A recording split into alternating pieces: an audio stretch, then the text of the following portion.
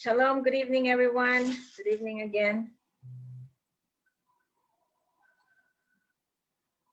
I pray that everybody's week has been well and blessed and going well with all of you, wherever we may be, wherever you may be, wherever time you may be. I pray that you all are blessed and the Father is gracious and merciful to everyone. So tonight's topic is actually follow up on what we talked about 2 weeks ago.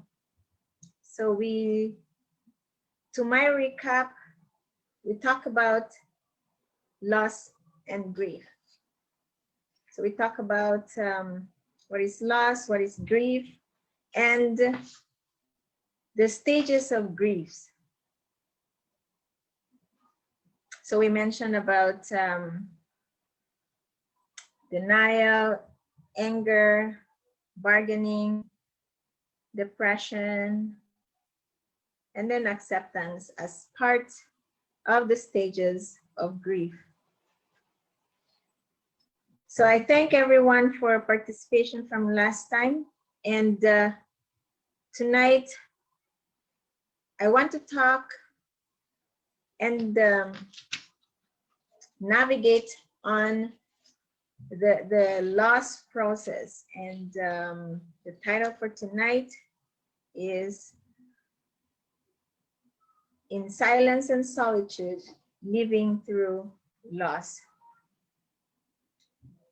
So last time we talked about recovery and reaching out for someone who's going through and someone who witnessed somebody who's going through grief and loss. So I'd like to share my screen.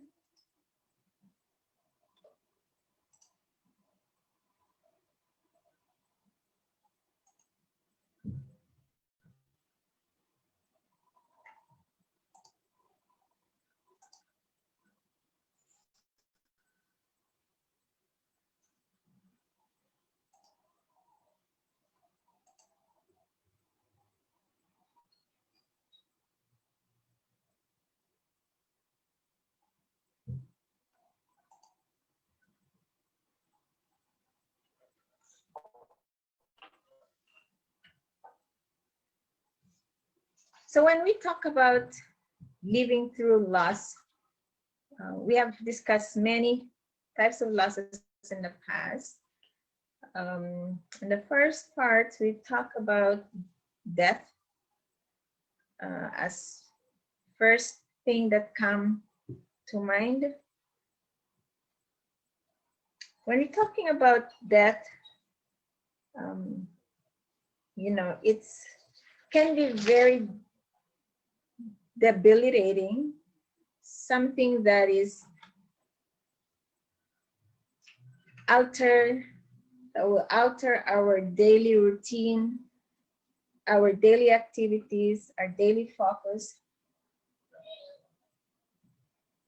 So why I chose this topic is very vital towards one's health. This is actually part 2, as I said. So getting some response that it created impact from the past. That's why it just inspired me to continue on through this. There's so much, we probably witness a lot of losses all over around us, different types of losses. But other than that, it's still considered as something that is impacting our lives, impacting our health, and so impacting our overall mentality, physicality, and spirituality. So how can one navigate life after a death, or death of a loved one, baby, child, spouse, parent, sibling, best friend, or maybe a pet that developed a close relationship to one's life. We would all be surprised how a pet affects one's life and how they connect to its owner. After loss, after learning one's incurable sickness also or disease,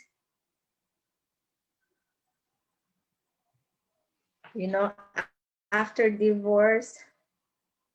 So those are big topic, but I want specifically to discuss on death.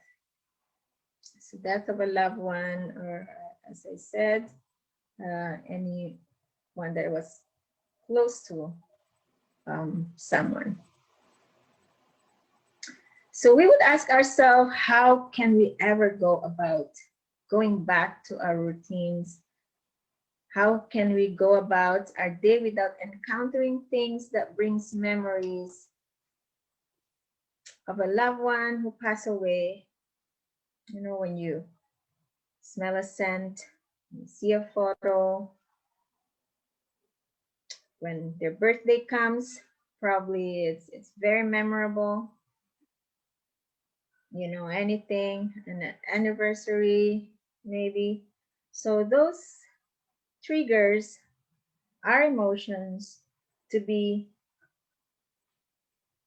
emotional and go through that grief, especially couple weeks, few months after the loss. So again, to recap, grief is an inevitable process we experience as a result of loss. Joanna Moorhead says, she's a psychotherapist, that grief is the most intense pain there is, and we will do anything to avoid it. What is the difference between grief and mourning? So with grief, it is personal. It's manifested internally. We experience grief internally, and sometimes we keep it to ourselves. Sometimes in silence, we grieve alone. So also, on the other hand, mourning is expressed externally. It's actually a shared response towards loss.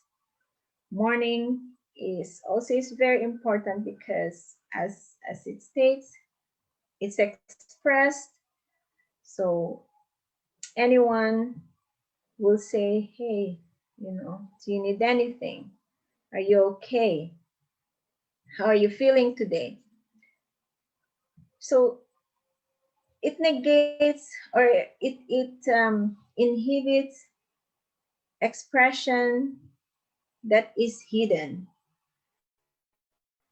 So in a way that we got a response, then we, as human, reply to that question or to that attention, right? So we tend to respond to that loss together. So it may be people around you, coworkers, family members, friends. So you grieve together, right?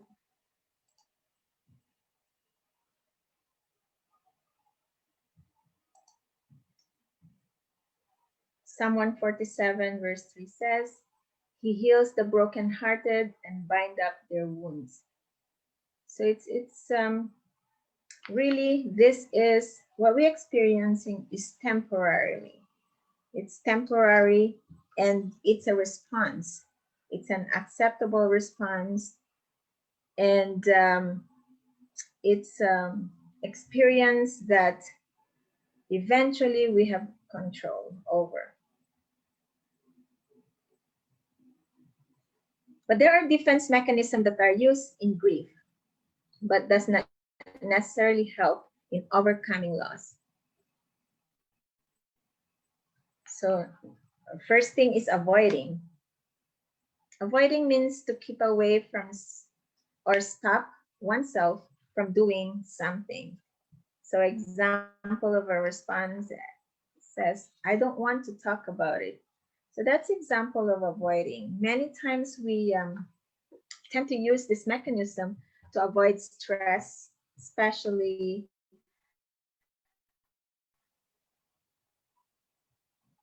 strong emotions that derived or triggered from a loss. These are really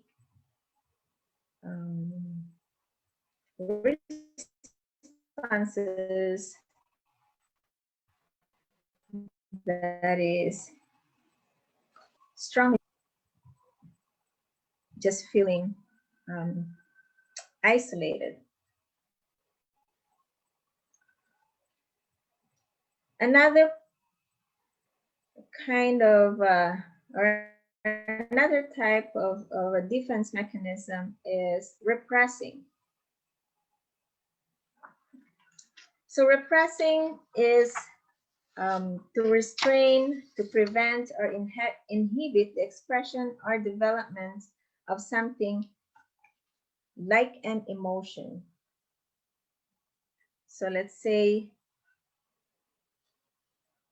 repressing emotion from repressed memories tend to be stored in the unconscious mind and blocked from conscious recall. So these are type of mechanism that are really not necessarily help in overcoming, because we tend to store that emotion in an unconscious part of our brain. So if it's hidden, then it stays there, and there's a trigger factor. Eventually, it will be expressed, and it will come out as something, as an outburst. According to Allan, the director of the Center for Loss and Life Transition in Fort Collins, Colorado, repression can lead to intense anxiety, pain and dread, and psychological distress. Neurotic symptoms develop from it, resulting to a distortion from reality and behaviors that are dysfunctional, illogical, and self-destructive. So sometimes the depression can really last very long, and it result to malnutrition, cachexia, and all that. Like, it's just a debilitating disease that can really very, very detrimental. And as it says, dysfunctional and illogical. So remember the physiological response of the body to stress, the increased heart rate, the increased blood pressure.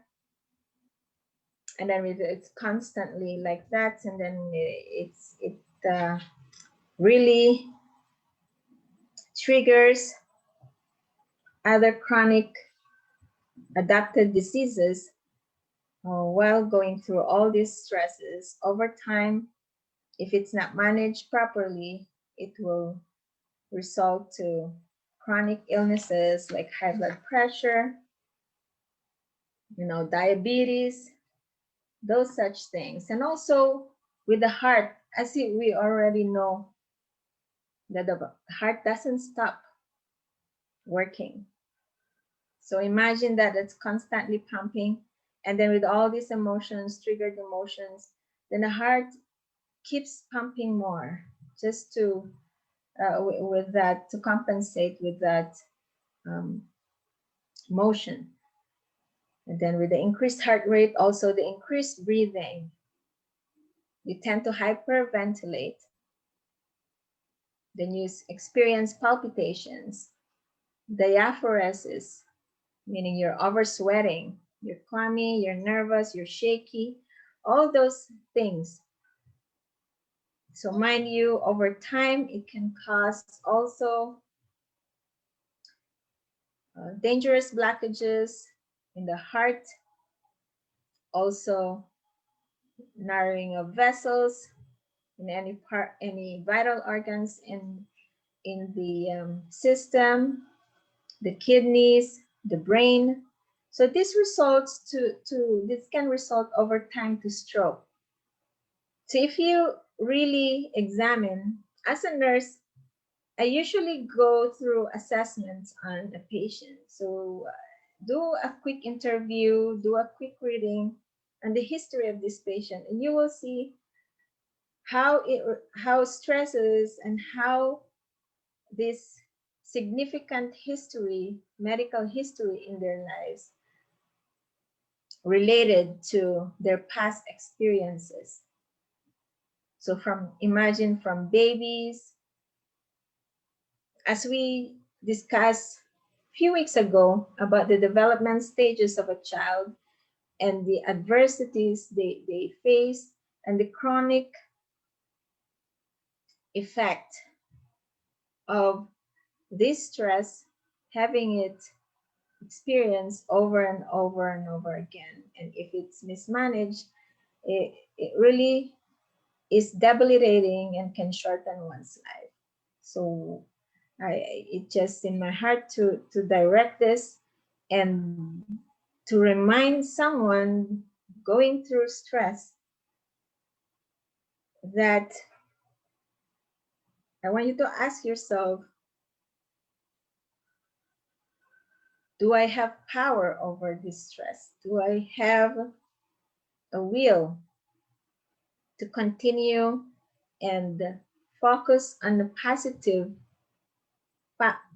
focus on the strength that I have right now? So those are really big issues, but as human as we may be, we try to strengthen ourselves and keep it to ourselves and go on into our lives, but we leave the more important things. We forget that we are humans, that we are dependent of the strength from above, from the blessings from above, and putting it into yourself, and then you forget that there is a mighty and loving and merciful Father. And really, the Bible said it all. It gives us a way of life. And if we tend to forget, we put it back to ourselves. And the Bible warned us, the word warned us about putting things into our hands. All right, so let's get back to the topic. Suppressing. So we talk about avoiding, repressing, and then suppressing. So when you suppress, the difference between the repressing is geared towards expressing it. So you think of it, but then you don't show it. You don't express it. You keep it to yourself, but you are aware it's in your thought that you are experiencing pain, but you repress it. You inhibit it, you prevent it, you restrain it from being expressed. How about suppressing? It's the act of consciously suppressing one's feelings, thoughts, and wants. So even you don't want to put it in your mind. You don't want to put it in your thoughts. You avoid it. You don't want it. You suppress it. You suppress the feeling. You suppress the thoughts. You suppress the desire. And so it's not there's no expression because you stop it, right? So you stop it from your mind, and so there's no action, there's no expressed emotion. So that's difference between avoiding, repressing, and suppressing, which we tend to adapt in times of loss and in time of grieving. And it's not necessarily, and it does not really help in coping or overcoming loss. The next topic is, when it gets tough, I would like you to remember that first thing, your grief response is valid and acceptable response. So there's no one to point out to you that you are wrong on what you are experiencing. It's a grief, it's a loss. It's very acceptable. When you cry, when you just keep quiet and feel isolated and isolate yourself, it's valid. And remember that it's acceptable. Nobody is supposed to be judgmental over it. So don't repress it. You don't suppress it, and you don't avoid it. Another thing to remember is reconciliation with the lost negates strong, sudden emotions. Why I say that is, there are times that one would rather express it through sudden outbursts or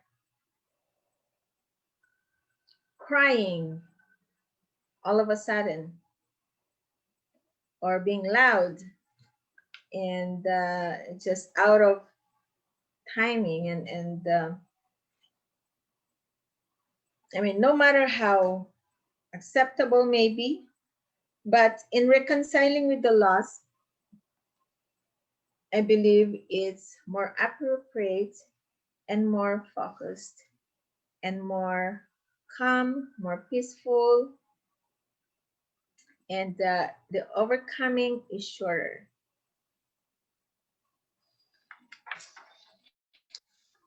So when you say reconciling with loss, some may overcome by writing a letter to the lost loved one, to the deceased, or expressing their longings and things unsaid to this loved one through just something that I say, talking to yourself, talking to, as if you're talking to the deceased loved one.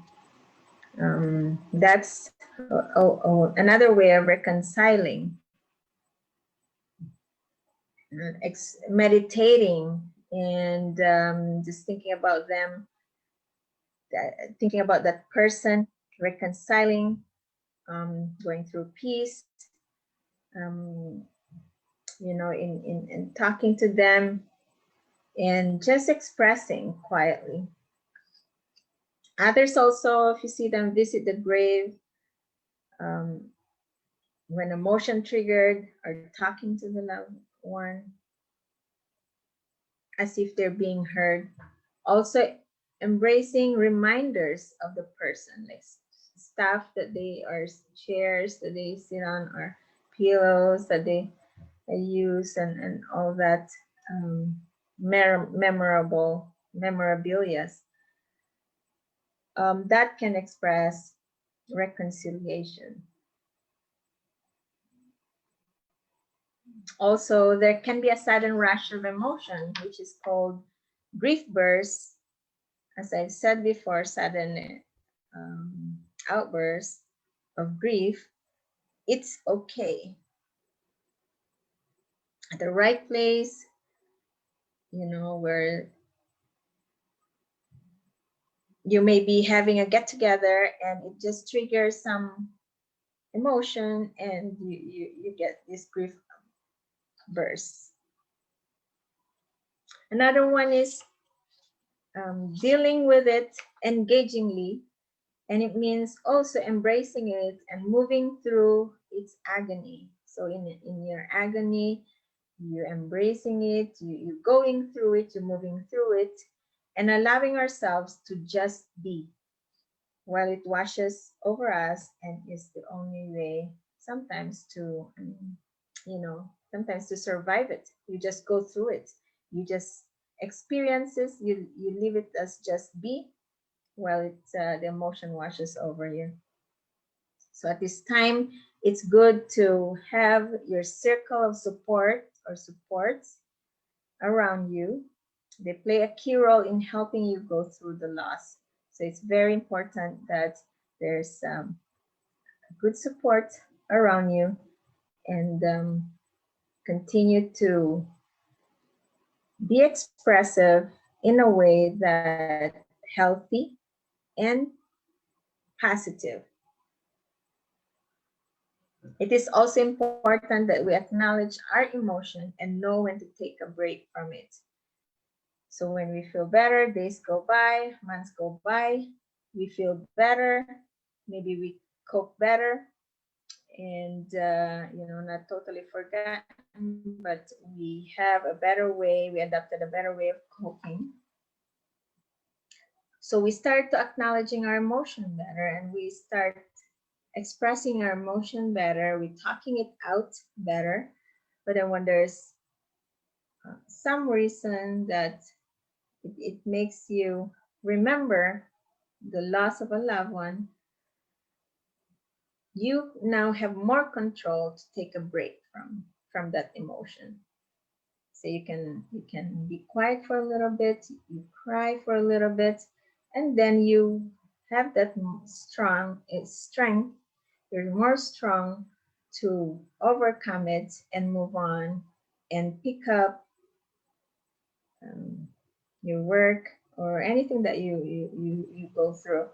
You have a better coping technique over time. So just remember that it should get better. If it's not every day, at least it gets better over time, and you adapt positive coping to that loss. We are to know that there is a loving and ever merciful Father over all who know what we are going through. So in 1 Corinthians 2, verse 9 says, that is what the scriptures mean when they say, no eye has seen, no ear has heard, and no man has imagined what Elohim has prepared for those who love him. So imagine, this loss we have to go through. As in the book of Ecclesiastes says, there's a season for everything. There's a time for everything. There's a time to cast. There's time to gather. So, it changed. It doesn't stay the same. So we become hopeful that everything will get better, and we are equipped eventually to get over that loss. So I listed some helpful ways to be dealing with to deal with simple, helpful, healthy ways of dealing with pain. So first, just simple ways like deep breathing exercises. Remember the 3-minute mindfulness that I talked about before.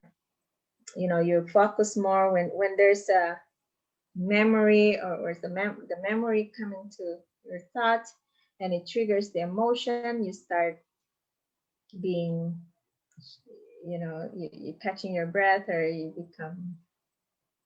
experience palpitations. Then you start doing deep breathing exercise. Remind yourself that this is just temporary. It's emotion that is triggered by the memory center of our brain. So do deep breathing exercises and take time. So you inhale deeply through pursed lips. You slowly breathe out And you could, if you do that over and over again, from 5 to 10 minutes, you'll feel much, much better, and you will be in a better position to deal with your emotion.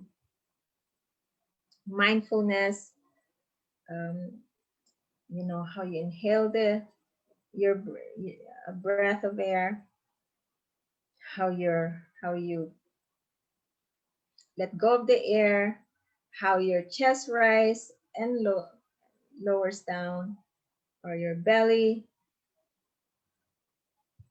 you know. So I yeah, just encourage when you're doing this is just to be in a comfortable position, sitting up or lying down, however you prefer, but just be comfortable, and if possible, rest your arms on a level surface so you don't have to carry the weight of your arms.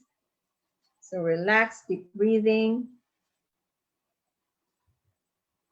being mindful of what you're doing. And also mindfulness, as I've mentioned last time, is being mindful of the sound. You know, some maybe chirping of the birds, or noise from the ambulance in the neighborhood, or simply the air conditioning. So just being aware initially of those sounds or noise around you. So you become more focused, you become more mindful of the things going on.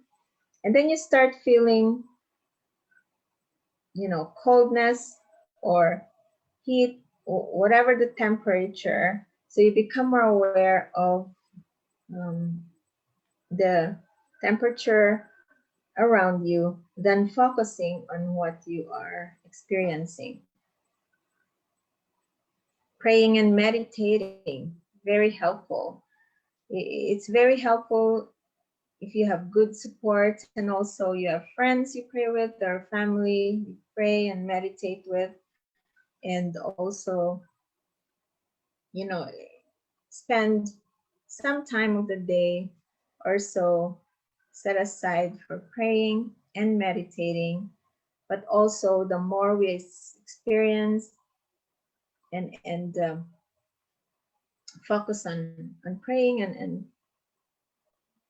reading the word or meditating it, it's more focused and more positive, it's more peaceful, and it's really positive way of keeping us healthy in our minds and our spirituality. Also, good 30-minute exercise. Either way, you go and brisk walk, or just go for a run or fast cardio exercise. That will shake all the lonesomeness, or you know, by speeding up your heart rate, you, breathing more fresh air, expanding more your lungs, and increasing the circulation inhibits more alertness, or triggers more alertness, and so we become more aware and alert to deal with the situation. Eventually, it gets better and better, and you will be better to handle what you're going through. Or you probably you go out lunch with an old friend. Also, maybe have a good hearty laugh. You know, read some jokes or watch funny video clips. Anything that gives you a hearty laugh, or being around with a funny person. Preparing simple yet healthy meal, especially with a loved one around you, you prepare, because this is what you want right now. You need right now is to be healthy, to be strong, to get stronger every day, and eat nutritious food that will supply you with appropriate vitamins and minerals and nutrients your body needs to keep or to cope up with the stresses or cope up with loss. Also, you may know somebody or someone who gone through a loss. It may be a different loss, but it's still, it's still considered a strong emotion and has overcome. So we may want to adapt their techniques. We may want to adapt a temporary lifestyle that they do when they deal with while they're dealing with their losses. When you're at work, you cannot just focus. Have an afternoon coffee breaks, with your close buddy or somebody you can take a break or just sit down, or go to cafeteria or go step out, have a fresh air outside, those kind of thing.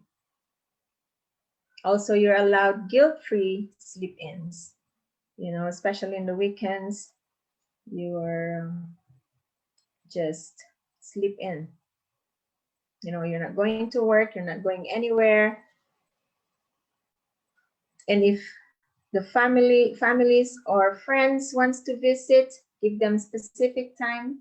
Hey, I want to sleep in. I need a little time more to sleep. So could you please come at this time? So everything is acceptable. It's part, as long as it's part of your getting better. Also shopping. Shopping, especially women love shopping, and it's quite relieves some of the focus towards yourself. We are visual people. Humans are visual. We use our ears, we use textures. So when you see colorful things, you see nice things, you picture yourself on it, or like it just take away that feeling of loss. Also, listening to your favorite playlist or watching your favorite show that you once left off, and maybe it's time to get back to your routine. Also, if you have a pet, you may want to take them for a walk or play with them in the park, or go travel, driving, and all that. Now with the pandemic, maybe things are limited, but still there are ways that we can accomplish some of these ways to deal with our loss or pain in a healthier way. Also, reaching out to an old good friend or good friends that you haven't heard from some time. Maybe talking out your emotion, talking out what you're going through, updating them, and they can share some encouraging words. They can, cheer you up, and talking it out instead of keeping it in might relieve um, some emotions that are hidden or suppressed or repressed. So in some way or the other, we will, at the beginning of the loss, we may experience suppressing and avoiding and repressing. So it's good after some time to reach out and express. Other ways that I could think of are volunteering. I see a lot of elderlies or senior citizens come in the hospitals, in the hospice centers, or even in schools, go volunteer to do some good work, to help, to focus their strength on something positive that is helpful. It could also help in overcoming loss, because you're listening to someone. There are lots especially in the hospital, they feel lonely because sometimes they stay in the hospital for many, many days, or it could be months.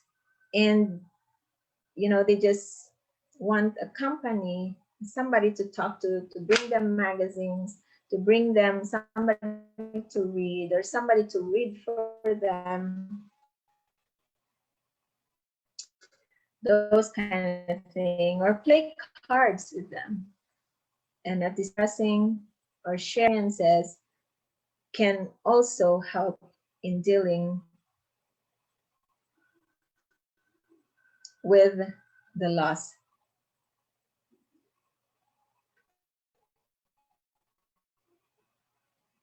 So probably you have more, you can share more experiences, you can share helpful ways to others, um, to get them healthier, to overcome successfully, um, because others, if it's not dealt with,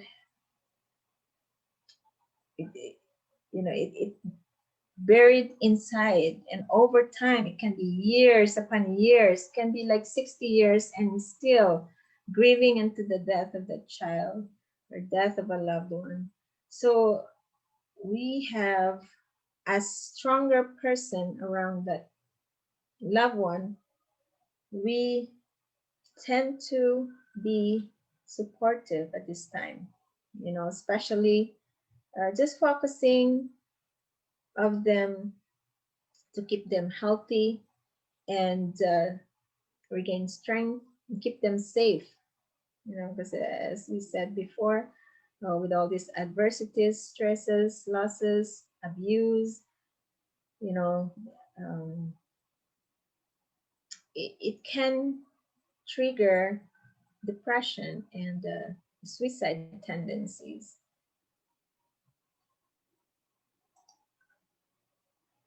So there are some questions I just would like you to ask yourself. I would like to encourage you to have a notebook that you can easily grab and write down your thoughts, your emotions, anything that you want to say, and have that notebook around, could easily find, and with a pen or pencil around, write to yourself or write to your your deceased loved one, as part of the reconciliation process, that will help you. Now,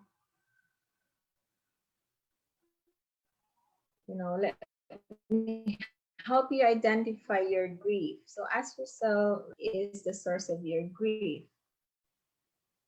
What's your status right now? What you're experiencing? Is it getting harder? You can keep track of them. You can write them. How did you react on a certain situation? Writing them down, also expressing it, not necessarily, not, talking them out, but writing them is also a good way to expressing self. You taking offload of what you're going through. Did you experience grief in the past and have overcome? So assess yourself, what you have gone through in the past that is related to loss or grieving, and what are the measures or effective way of you that you use, and how you cope with it, and has overcome. And also, or someone did overcome, right? Also, are your goals still the same before and after the loss? When you left off some stuff that you need to do or goals for your future, is it still tangible? Is it still applicable? And if it does, then it may be time to re-engage again. When you feel better and have more focus and gain more strength, ask yourself, is it time for re-engaging? And that way you're more focused. You know that you have things that have left up that needs attention. You know that you have children that needs help. You know, your support, your active support to them, especially when you have small children or elderly parents that depend on you. So all those things could motivate you to do better and to leave off and to just gather yourself together to just focus on what is important now. And of course, you're still allowed to grieve, however it can be, as long as it's healthy and it's positive, then you are on the right track of getting better every day. And then, you know, ask yourself, can you help someone today? Can you help someone go through their loss while you're trying to get through yours? And your loss may be not as, you know, well, death is death, and it's really, really hard. What I'm saying is that there can be other losses that you experience, and you know the other person has gone through more losses or severe losses, or something that you find that you can do something for them despite of your loss. So in that way, you know that you're still useful, you still can do things, and you have the power to overcome through things. What it says, I think it's Second Timothy 1 verse 7, or when it says, or First Timothy, it says, the Father has not given me fear, but of power, the spirit of fear, but of power, love, and a sound mind. So having through that, having gone through all those griefs or those power to overcome, you still have the power, the sound mind. Jeremiah says, for I know the plans I have for you, declares Elohim, plans for good and not for evil, to give you a future and a hope. The future, you still have a future, you still have a hope. Really, really the same thing over your life. So before and after loss, it's still the same. A bright future, good, that is good, and that is hopeful. So thank you very much, and I hope that you are impacted. And if you have any question, email us or stream live now. You can probably shoot out some questions. I would love to hear from them.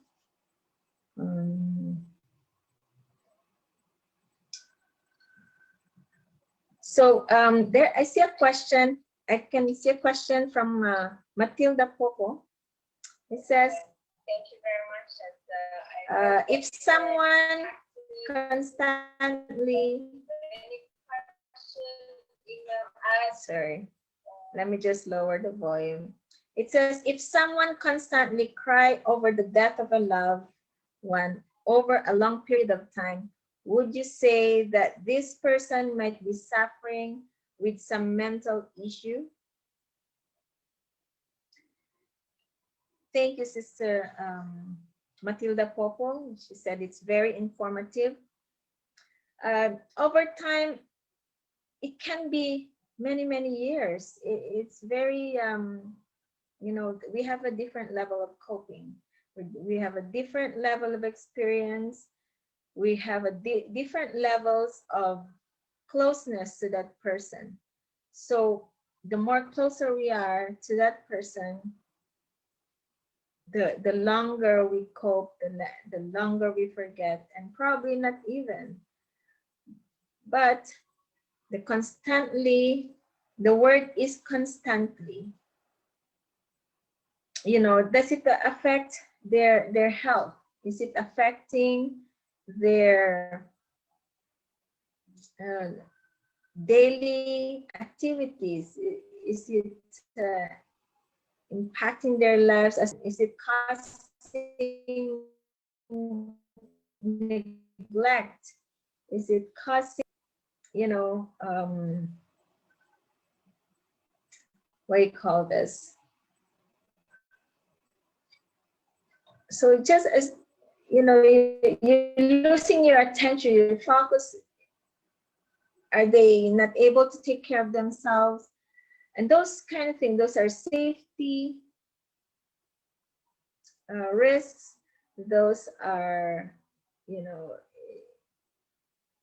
poor health can lead to brittle bones, to depression, malnutrition, and all that, and it will cause or shorten one's life.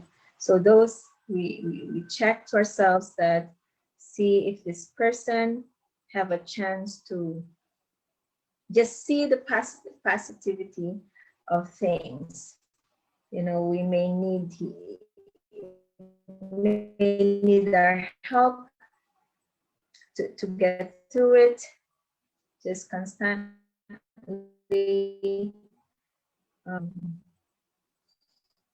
It should get better. It should be over as constant as before. It's not as often as before. So we ask ourselves, you know, how this person really coping. Does he need a therapist?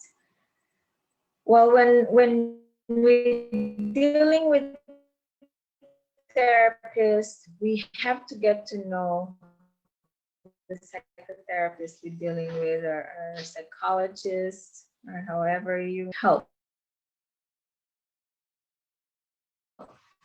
And so we have to really see their views and how they impacted others. You know, those things, are they able to, like, how we have to get to know them by their experiences, their background, and all that, like as to like experience in the medical, or experience somebody over somebody who have experience themselves. So yes, it can lead to mental issues. As I've said before, it will become very detrimental, neurological, because there's dysfunction going on, malfunction, dysfunction, triggered by poor health, poor adaptive measures, you know, strong support, or you know, it's just, or actually sometimes it just can resort to addiction. So addiction to drugs, addiction to smoking, anything that is also can be detrimental to self. So that is my take on that one. So we help the person to seek help, especially if they need we seek medical attention. So they may need nutrition through intravenous, just going through this. If they cannot eat or they just don't have strength to eat, or their safety. We have to make sure that they're safe. They're weak, they can prone to falls, they can break their bones, then it can lead to more detrimental positions. So we just tend to just be around and help that person in a way we can. And definitely if it just become constant and just maladaptive, then there's no way that it's or their health really are affected. And it's just hard to see them not able to adapt or not able to have that sense of overcoming, and it's very, very sad. But again, we are the stronger person, we adapt better, we are very sensitive, we become more sensitive of their needs, so we direct the most immediate they need at the moment. So thank you very much.